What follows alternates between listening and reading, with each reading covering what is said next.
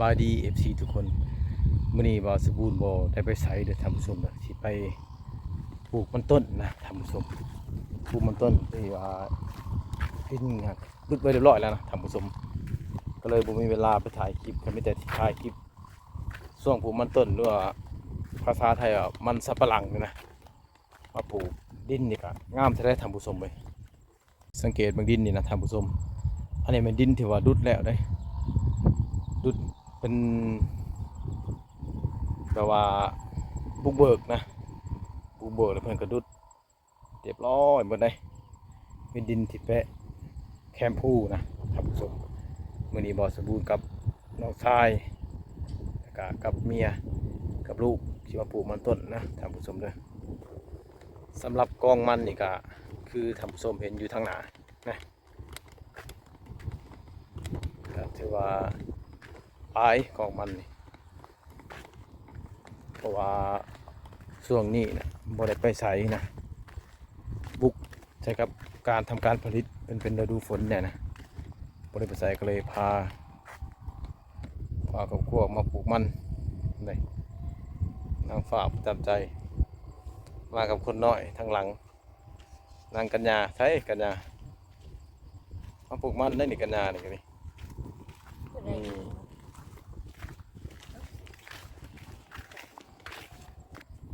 นี่ก็ลำมันถือว่ากาเกียมไว้เรียบร้อยเลยนะหลายพอสมควรเลยถือว่าเป็นรถพ่วงคันหนึ่งเป็นเอาลำมันมาส่งนี่แต่ว่าก็ผมเป็นบอสบูรณ์ปลูกคนเดียวดอกทำผสมเลยอันนี้เป็นของบอสบูรณ์ท่านี้ทั้งเป็นของไทยบ้านก็เจ้าเพราะว่ากันเห็ดคนเดียวเห็ดบ่ไหว้ดอกนะ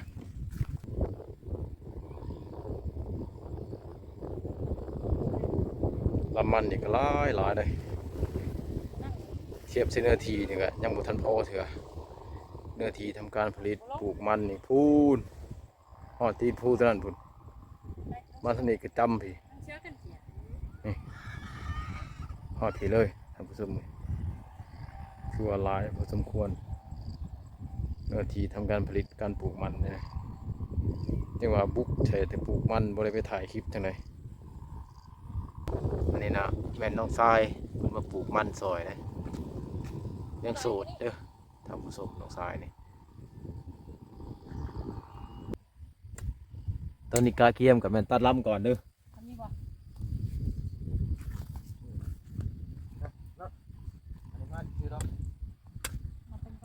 มาลินจะซื้อนะบริมาตัดมันมาลินจะซื้อมายืนมุกคอบงเมคนหน่อย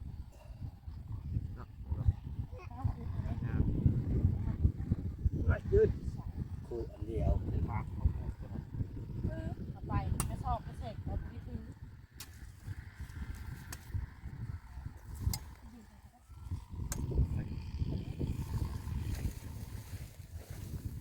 ใช่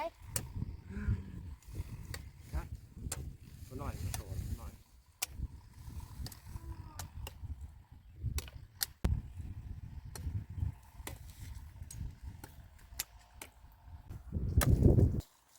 สำหรับขั้นตอนทำบิดที่ว่ากะเกียมการตัดกับยางประมาณ20 เซนแล้วก็จึงนำไปปลูกเพื่อว่าให้มันไวขึ้นตื่นนะเพราะว่ากำลังแห้งกับบัวลายปานใดนะมีแต่3 คน4 ทั้งคนน้อยหนึ่งบนับแล้ว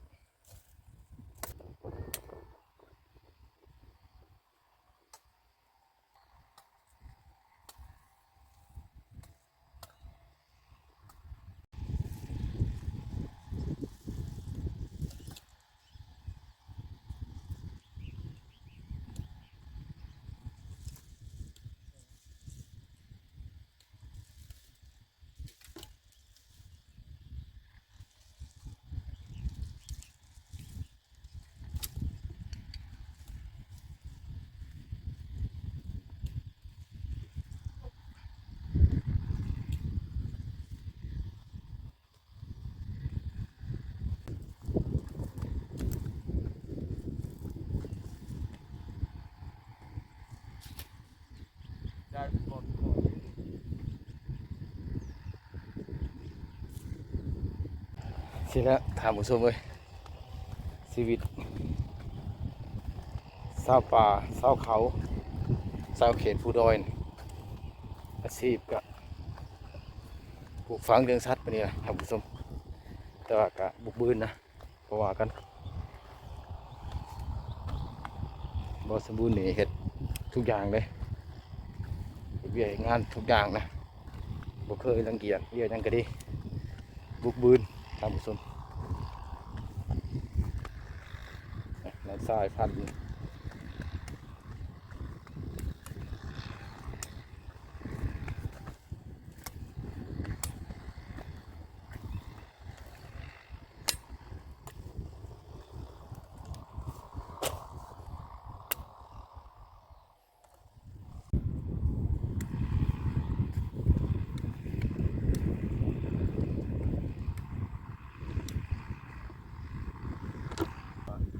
ก็จะปลูกปลูกต้นนี่ครับน้อยเพื่อนปลูกมันต้น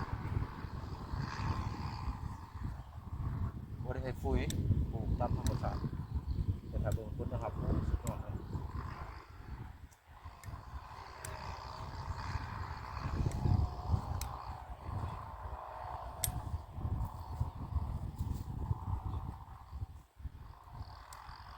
ดินเขตนี่ถือว่าดินแบบดินทรายแกมตมงามปลูกงามกันนี่ผลนะครับหลายเพราะว่าดินบริษัทได้ถือสารเคมี มันเป็นดินที่ว่าฝุ่นชีวะเรื่องฝุ่นธรรมศาสตร์ยังตกข้างหลายก็จะบริทำการผลิตนะทำการผลิตก็ทำแบบผสมผสานแบบบูฮานเพื่อบริษัทได้ถือฝุ่นถือฟูบริษัทถือสารเคมียังเป็นดินที่งามที่สุดนะดินเขตนี้นะ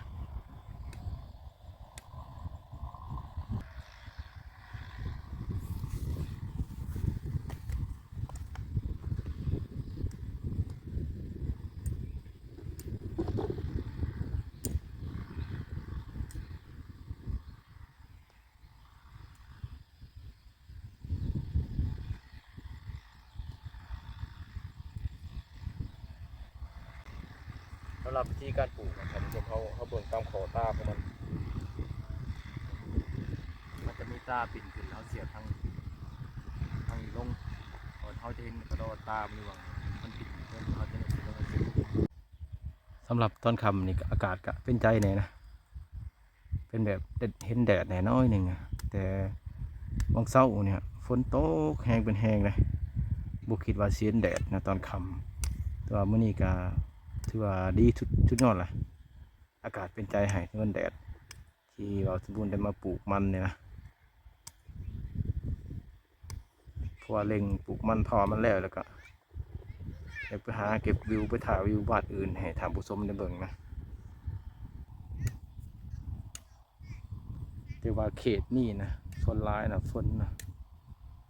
ตกทุกมือตกกะจะเป็นแบบกลางคืนเวลา11 โมงหาขอนแจ้งนะ8-9 โมงเช้าตกทั่วทุกมือเลยนะถ้าเป็นยามฝนนะถ้าคันเข้าไปฮอดเดือน9 เดือน10 เดือน11ช่วงนั้นมีแต่ฝนฝอยแล้วก็ลมถือว่าตกตลอดเลยนะเป็นช่วงนั้นนะท่านผู้ชมเลยเอาตอนนี้ก็ได้เวลานาทีแล้วที่ได้เดินทางกลับก่อนละเพราะว่ามันกักค่ำแล้วนะแต่ว่าสิพาย่างไปหาซูเปอร์รถพากลับก่อนนะสำหรับส่วนมันต้นของบ่อสมบูรณ์นี่พอดีแวะกับคลองน้ำเลยนะท่านผู้ชมนี่ไปทางนี้นะวิวงามก็จะกำลังเห็ดคลองเห็ดชลประทานเลยนี่เลยแผนการในข้างหน้ามันก็จะเห็ดหน้านะจะสับสาเห็ดหน้าแต่ว่าช่วงอินโพทันก็เลยปลูกมันต้นก่อนนะท่านผู้ชมนี่เด้ออันนี้เป็นส่วนมันต้นของบ่อสมบูรณ์ที่ว่ามีวิวที่งามเลยสำหรับธรรมศาสตร์นี่ก็ถือว่างามที่สุดนะเขตนี้ถ้าว่าเขาถมและตั้งเป็นรีสอร์ทนะให้นักท่องเที่ยวเขามาเที่ยวมาชมตื่นมายามเช้าจะได้เห็นทะเลหมอกและก็สัมผัสกับอากาศเย็นๆ ได้เห็นการดำรงชีวิตของชนเผ่าบลูนะนักท่องเที่ยวเข้ามาเที่ยวจะรู้สึกว่ามีความรู้สึกม่วนอกม่วนใจนะคอนซันแล้วก็พอสมบูรณ์สิย่างไปหารถก็เด้อท่านผู้ชมเด้อเพราะว่าสิได้กลับเลยนะท่านผู้ชมท่านผู้ชมตอนนี้ก็กลับแล้วท่านผู้ชมเอาเป็นว่าคลิปนี้บ่สมบูรณ์ขอฝากไว้ที่นี่กันเลยท่านผู้ชมเด้ออย่าลืมกดไลค์กดแชร์และกดติดตามเพื่อให้กำลังใจบ่สมบูรณ์ตื่นนะเพราะว่าช่วงนี้บ่สมบูรณ์ก็บ่ได้ไปถ่ายคลิปมีแต่คลิปแบบปลูกมันต้นนี่แหละท่านผู้ชมที่เขียวปลูกเขียวแล้วที่หาเลาะถ่ายวิถีชีวิตของชาวบ้านให้ท่านผู้ชมได้เบิ่งได้ชมนะท่านขอขอบใจท่านผู้ชมที่รับชมคลิปบ่สมบูรณ์จนจบขอขอบใจ